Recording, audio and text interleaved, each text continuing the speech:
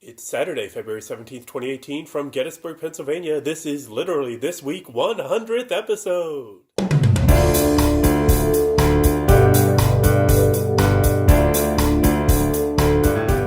Hello, this is Keith F. Shelton, publisher of AS21 Media, here to bring you the literary news for the second full week of February 2018.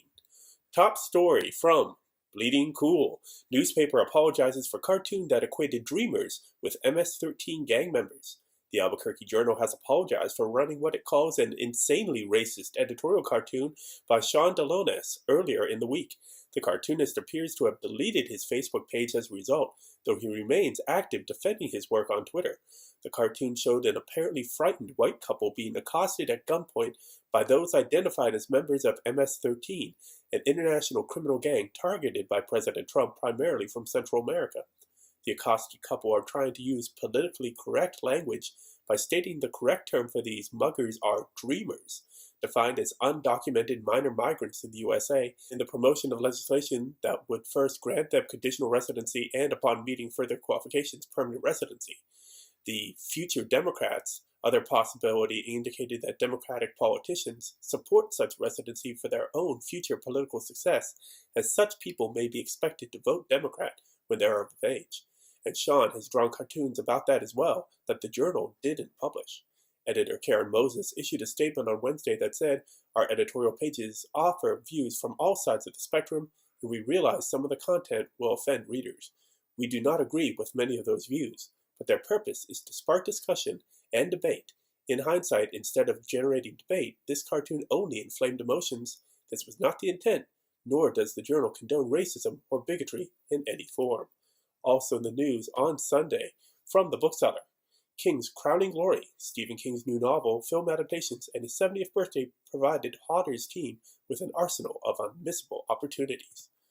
From InfoDocket, Video Search, the Internet Archive's wonderful TV news archive adds new search features. What's new? Search TV news captions directly from archive.org. Toggle between video thumbnails and text view. Search more than one facet at a time. More facets viewable. New sort options, and more. From The Guardian, Carl O. Nosgard, contemporary fiction is overrated. The author, famed for his self-revelation, explains why his new series forsakes inner turmoil to focus on the outside world. And finally on Sunday, from the Little Free Library, 10 amazing Harry Potter-themed Little Free Libraries. Attention all Harry Potter fans, in celebration of Harry Potter Book Night and the 20th anniversary of Harry Potter in the US, we're sharing some of the most awesome Little Free Libraries featuring a Harry Potter theme. We think Hermione especially would love these book-sharing boxes. Top story from Publishers Weekly, comics retailers hope to rebound in 2018. It's hardly breaking news that sales at comic shops were down significantly in 2017 compared to 2016. Bookscan reported that graphic novel sales fell 5% last year, although they rose 12% in 2016.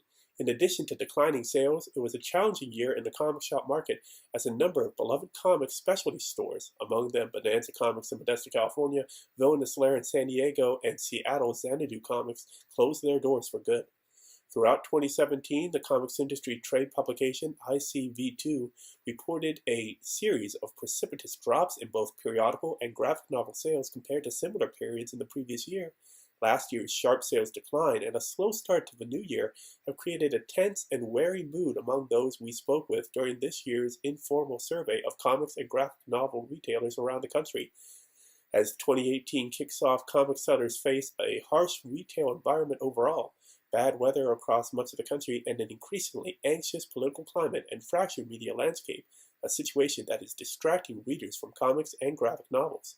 In addition, many direct market retailers worry that the industry isn't adequately serving a comics marketplace that includes a growing number of women, children, LGBTQ people, people of color, and fans uninterested in the traditional superhero comics they have sold in the past. Also in the news on Monday from The Hollywood Reporter, Call Me By Your Name, The Handmaid's Tale win USC Scripter Awards. The USC Library Scripter Awards, which recognize adapted screenplays and their source material, were handed out Saturday night, with Call Me By Your Name and The Handmaid's Tale taking top honors in film and television, respectively. From the bookseller, Waterstones still committed to Oxfam following sex scandal. Waterstones has said it remains a committed partner of Oxfam at this point, following accusations of sexual misconduct concerning some members of the charity's Haiti staff in the aftermath of the country's earthquake in 2011. From the New York Times, Lucinda Williams, singer and prolific songwriter, is writing a memoir. Lucinda Williams, a performer and prolific songwriter whose career stretches back more than 3 decades, is writing a memoir to be published by Henry Holt and Company in 2020. It will explore the genesis of her deeply personal catalog, filled with a blend of rock, folk, country, blues, and gospel stemming from her southern roots. From the bookseller, Coleman, publishers should shout more about innovation. The International Publishers Association president, Michael Coleman, has called on publishers to shout more about how they are innovating rather than leave it to the global technology companies to claim that space. Speaking at the opening of the IPA Congress in New Delhi, India, on Saturday, February 10th, he urged publishers to take a more active part in framing policy that affects the industry. And finally, on Monday, from LitHub, a visual tour of 35 literary bars and cafes from around the world. Drink where your favorite writers once drank. We'll be right back after this message from our sponsor. This episode is sponsored by... Hey listeners, we need your help. We here at AS21 want to know what you think about your favorite podcasts on our network. Like what you're hearing? Want to hear more? Want to hear less? Who would win a fight, Keith or Silby? Visit your favorite podcast page or surveys.as21.com anytime before February 28th, and you'll get a coupon for 21% off everything in the AS21 market. Again, that's surveys.as21.com.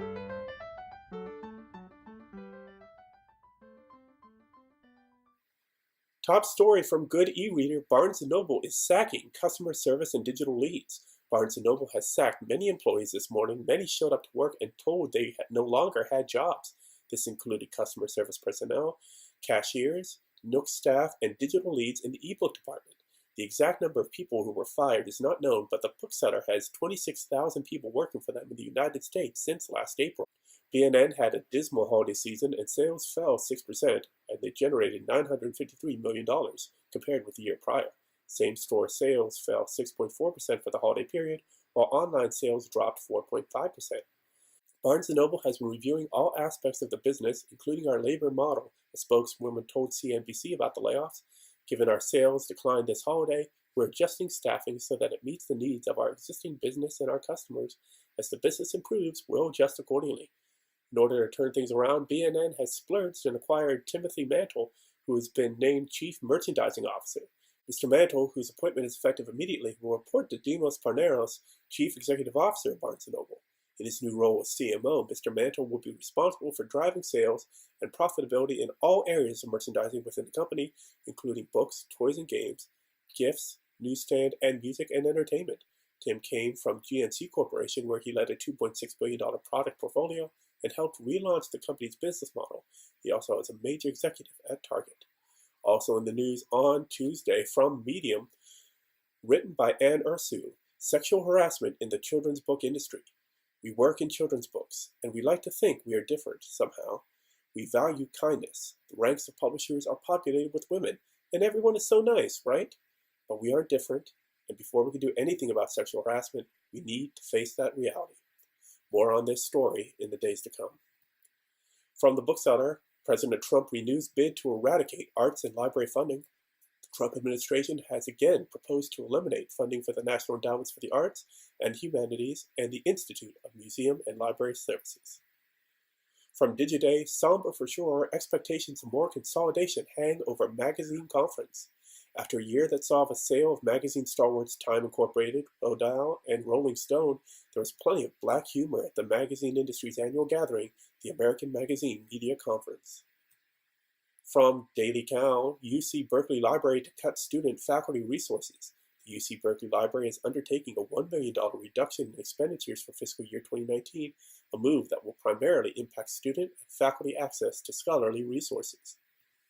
And finally on Tuesday from LitHub, Judy Blume's advice for aspiring writers. The Queen of Kidlit turned 80 on Monday. Top story from the Huffington Post, New York Times abruptly fires its new Nazi befriending editorial board hire. The New York Times has fired journalist Quinn Norton, its brand new editorial board hire, HuffPost has learned. At around 3 p.m. on Tuesday, the paper's communications department tweeted that it had hired Norton as its lead opinion writer on the power, culture, and consequences of technology. Twitter users immediately began pointing to her past tweets in which she's admitted she's friends with various neo-Nazis, though she says she has never agreed with them. In other tweets, she called users FAG and used racial slurs. By 10 p.m., Quinn had been released from the company. James Bennett, the Times editorial page editor, told HuffPost, "Despite our review of Quinn Norton's work and our conversations with her previous employers, this was new information to us. Based on it, we decided to go our separate ways." Norton didn't respond to a request for comment, though later she posted a series of tweets defending her work, her relationships, and use of slurs.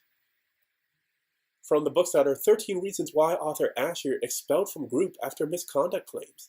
U.S. children's author Jay Asher and illustrator David Diaz have been expelled from the Society of Children's Book Writers and Illustrators because of allegations about sexual harassment. Asher told BuzzFeed, however, that he left the organization voluntarily. From InfoDocket, the American Theological Library Association publications moving to open access. The ATLA is moving the Theology Cataloging Bulletin and the ATLA Summary of Proceedings to valued and frequently consulted resources of the ATLA membership and others to open access. From IO9 and Gizmodo, Tiffany Haddish and Melissa McCarthy may star in DC's mob adaptation The Kitchen. Two of the funniest actresses in the world are teaming up for what's expected to be a hard-edged mob movie based on a DC Comics title.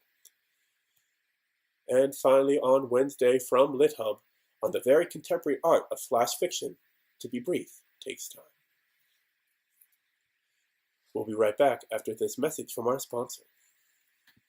This episode is sponsored by... For you, the listeners of the Literally This Week podcast, Audible is offering a free audiobook download with a free 30-day trial to give you the opportunity to check out their service. I'm an avid audiobook listener, whether it be the Magician's Trilogy from Lev Grossman, Paddle Your Own Canoe by Nick Offerman, Yes Please by Amy Poehler, or Choose Your Own Autobiography by Neil Patrick Harris. There is a lot to choose from for Audible, where they have over 180,000 titles available, and once you download your audiobook, it is yours to keep. To download your free audiobook today, go to audibletrial.com/AOIS21. Again, that's audibletrial.com/AOIS21 for your free audiobook. Top story from the millions, 2018 Caldecott Newbery winners and more announced. The American Library Association announced the winners of the 2018 Youth Media Awards, including the John Newbery Medal for Most Outstanding Contribution to Children's Literature, the Randolph Caldecott Medal for Most Distinguished American Picture Book for Children, and the Laura Ingalls Wilder Award for a U.S. published author or illustrator who, over the years, has made a substantial and lasting contribution to children's literature, among others. Hello Universe by Erin Andrada Kelly won the 2018 Newbery Medal. Wolf in the Snow by Matthew Cordell won the 2018 Caldecott Medal. Jacqueline Woodson, whose works include Brown Girl Dreaming, Locomotion, and After Tupac and Dee Foster, won the 2018 Laura Ingalls Wilder Award. Piercing Me Together by Renee Watson won the Coretta Scott King Book Award, which recognizes African-American authors and illustrators of children's and YA novels. We Are Okay by Nina LaCour won the Michael L. Prince Award for Excellence in Literature written for young adults. Silent Days, Silent Dreams by Alan Say won the Schneider Family Book Award, which recognizes books that embody an artistic expression of a disability experience. For the list of winners and honor recipients, visit the American Library Association website. Also on the news on Thursday, from the Bookseller, 2 British playwrights benefit from Audible's $5 million fund. The first group of emerging playwrights to benefit from Audible's $5 million fund will include 2 British writers, Gary McNair from Glasgow and James Fritz from London.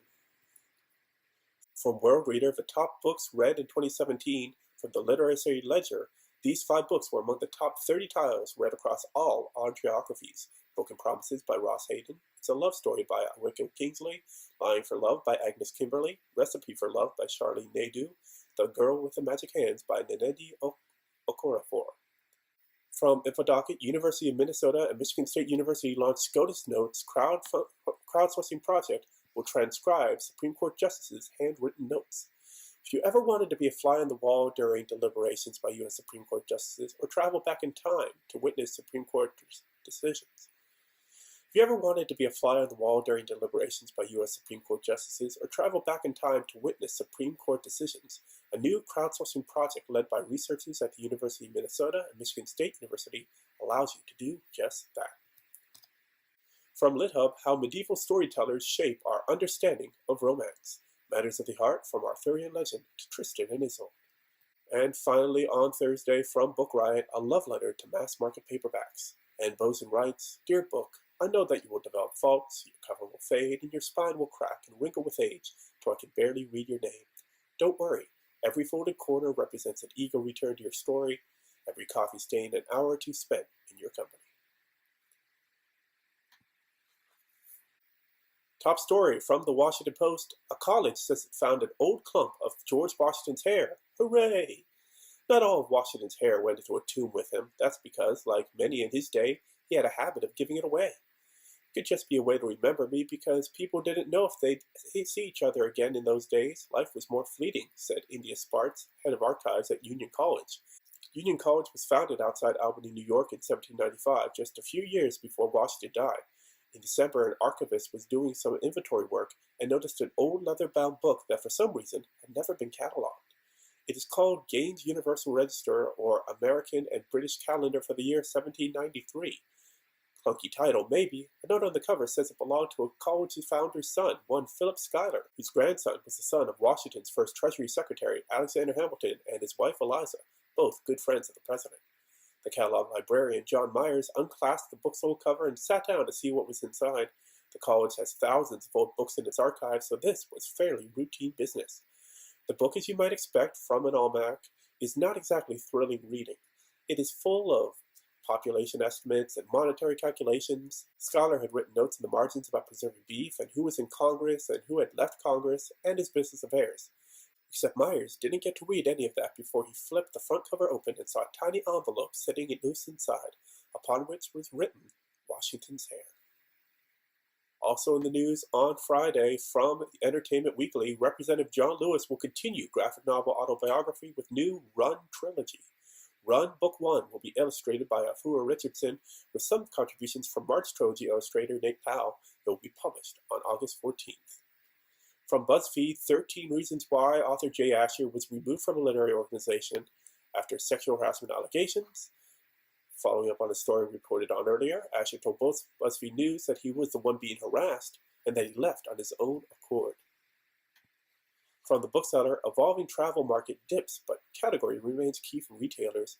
The international terror threat, a weaker pound, and ill feelings towards the election of President Trump have contributed towards a shift in the travel market, but the book trade is still bullish about its long-term health, despite a drop in sales last year. From the Houston Chronicle, TSU to break ground on new library. Texas Southern University will break ground on new library on Thursday morning.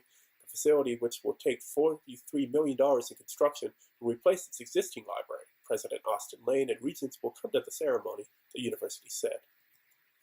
From LitHub, Why the Hardliners of the World Fear the Word. From Jaipur to Iceland on the Power of Language. And finally, on Friday, from the Riverfront Times, Left Bank Books' cat in residence, Spike, disrupts feminist reading. Author Morgan Jerkins was at Left Bank to promote This Will Be My Undoing, but instead, Spike the cat gave her a crash course in interspecies ubiquity of the patriarchy. Quel horror. Top story from Entertainment Weekly. Maze Runner author James Dashner dropped by Random House in wake of misconduct allegations. Just days after he was dropped by his literary agent, James Dashner has also lost his publisher. Random House has decided to part ways with the Maze Runner author in the wake of the sexual misconduct allegations against him. Dashner has been with the major publishing company for the past decade, most famously with his Maze Runner YA series, the first book of which reached 100 weeks on the New York Times bestseller list and was adapted into a successful film franchise. Most recently, Dashner was at work on his first adult novel for Random House, The Walking, which was inspired by stories from the author's hometown. Earlier this week, 4 anonymous commenters on a recent School Library Journal article about sexual misconduct in children's publishing alleged that Dashner exhibited inappropriate behavior toward them. In addition, 2 others said they named Dashner in Anne Ursu's Medium piece reporting the results of a survey about harassment among members of the children's publishing industry. From Global Voices, they fear pens, not guns. Turkish journalist sentenced to life in prison. After spending just over a year behind bars without charge, Turkish-German journalist Deniz Ünsal was released from a Turkish jail on February 16th. Just hours later, 6 other journalists in the country were issued a life sentence for or attempting to overthrow the constitutional order. From the bookseller, Viola Wang wins Walker Illustration Award. Wang is a graduate of the MA in Children's Book Illustration course at the Cambridge School of Art. Born and raised in Beijing, China, she spent the last 10 years living in the UK.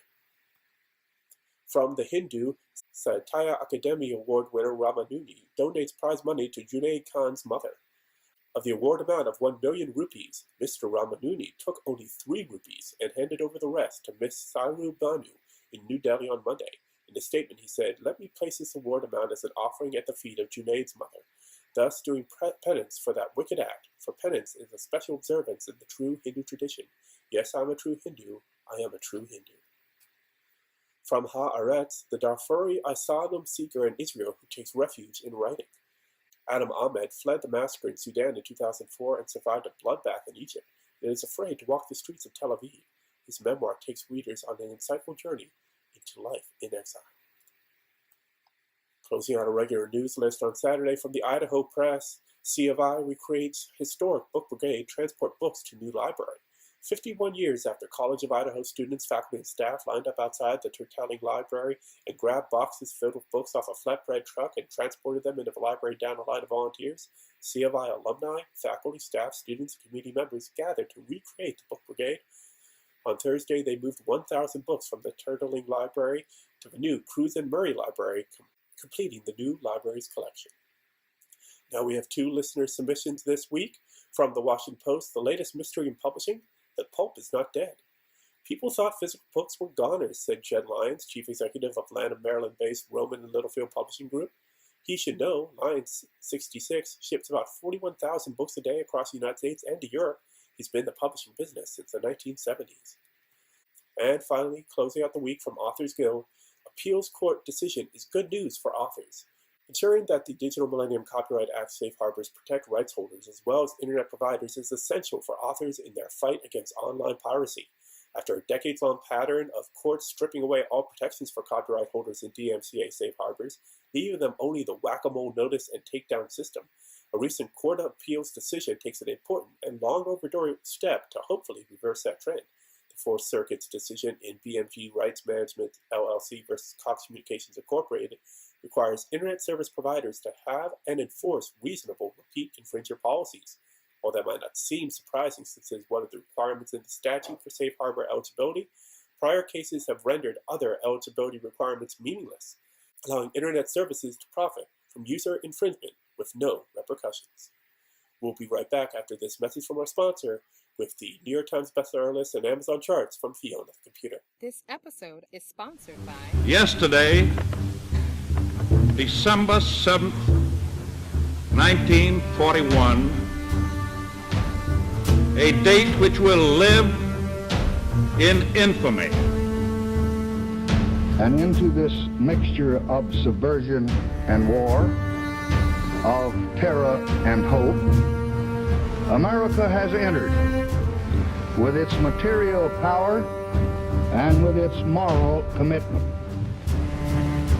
Why?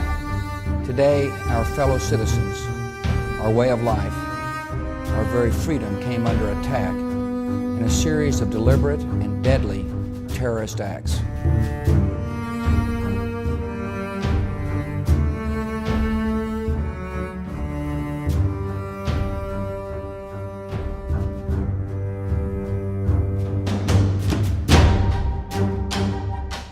This is Fiona the AOS 21 computer. We are on video now. I wish I would have known. I would have done my hair. First up, the New York Times bestseller list. Sales for the week ending the 10th of February. Combined print and ebook fiction number 1, The Great Alone by Kristen Hanna. Number 2, An American Marriage by Terry Jones. Hardcover fiction number 1, The Great Alone by Kristen Hanna. Number 2, An American Marriage by Terry Jones. Paperback trade fiction number 1, The Sun and Her Flowers by Rupi Kaur. Number 2, Milk and Honey by Rupi Kaur. Combined print and ebook non-fiction number 1, Fire and Fury by Michael Wolff. Number 2, Obama by Pete Souza. Hardcover non-fiction number 1, Fire and Fury by Michael Wolff. Number 2, Obama by Pete Souza, paperback non-fiction number 1, Horse Soldiers by Doug Stanton, number 2, Being Mortal by Atul Gawande, young adult hardcover number 1, Tempests and Slaughter by Tamora Pierce, number 2, The Hate You Give by Angie Thomas, and to the Amazon charts for the week starting the 11th of February. The most sold books on Amazon are fiction number 1, The Great Alone by Kristen Hanna, number 2, An American Marriage by Terry Jones, non-fiction number 1, 12 Rules for Life by Jordan B. Peterson, number 2, The Subtle Art of Not Giving a F*** by Mark Manson. And now back to Keith for the home report. Glad to hear that Fiona is back for our 100th episode. Now for the home report. This past week we announced a new addition to the AS21 Podcast Network, the political podcast Between the Beltways, hosted by AS21 creative Dr. Deepan Chatterjee and Dr. Shreyasi Deb. Between the Beltways will be released monthly leading up to the 2018 midterm elections. Each month, they will analyze all the races that impact the central Maryland counties of Howard, Montgomery, and Prince George's, with interviews with local politicians, academics, journalists, and political wonks. Find Between the Beltways on Podomatic, everywhere you get your podcasts, and audio.as21.com. Subscribe today. Surveys are now open for listeners to the AS21 podcast, such as the one you are listening to right now. Visit surveys.as21.com, and you will be awarded with 21% off at the AS21 Market. You have until the end of February to take part. AS21 Video shared the next episode of Creative Speaking on Wednesday the 14th. AS21 creative Paul Dickinson Russell appeared in part 3 of his author interview, discussing his numerous influences on the AS21 YouTube channel and video.as21.com. 21 Seconds posted on Friday. The video function showed seagulls lined up on the Capitol reflecting pool in Washington, D.C., with the Capitol in the background. The video of aesthetic shows those seagulls milling about near the pool and flying off to the next location. Find 21 Seconds weekly on the AS21 YouTube channel and video.as21.com. Friday night, it was the Poetry Open Mic at Walls of Books from 6 to 8 p.m. Join our AS21 hosts as we welcome local poets to the stage to share their original work on the third Friday of every month in downtown D.C. Visit wallsofbooksdc.com and events.as21.com for more information. On Saturday, we had another new episode of It's Not Even Past as host Evan Tucker continued his review of mass movements and protests across America with a focus on the influence of leadership, especially inspired by similar actions in Africa. Find It's Not Even Past on Podomatic, Apple Podcasts, everywhere you get your podcasts, and audio.as21.com. Then there was another dose of Evan with the next class of History of a Symphony, recorded live at Grace Methodist Church in Baltimore. Find History of a Symphony on Podomatic, Apple Podcasts, everywhere else you get your podcasts, and audio.as21.com. Then late Saturday night, we released the first official episode of Between the Beltways as hosts Deepan Chatterjee and Shreyasi Deb welcomed Calvin Ball, councilman for Howard County and Democratic candidate, to be the county executive. Catch Between the Beltways on Podomatic, everywhere else you get your podcasts, and audio.as21.com. In the week ahead, we will be announcing a new event coming up this summer. To find out first, sign up for the weekly email at as21.com or facebook.com/as21. On Tuesday, the next episode of Passion on the Page Poetry Podcast will be out. It will be a special creative inspiration episode. Find it on SoundCloud, everywhere else you get your podcasts, and audio.as21.com. Wednesday is the 21st, and the ePress21 webinar, Are You Ready to Self-Publish? Sign up now on Facebook or ePress21.com for only $6. After the webinar, it's Ask AS21 the 21st, as I'll be taking questions on Periscope and YouTube on books, podcasts, and video series. See you Wednesday night on the AS21 Periscope feed or youtube.com/AS21.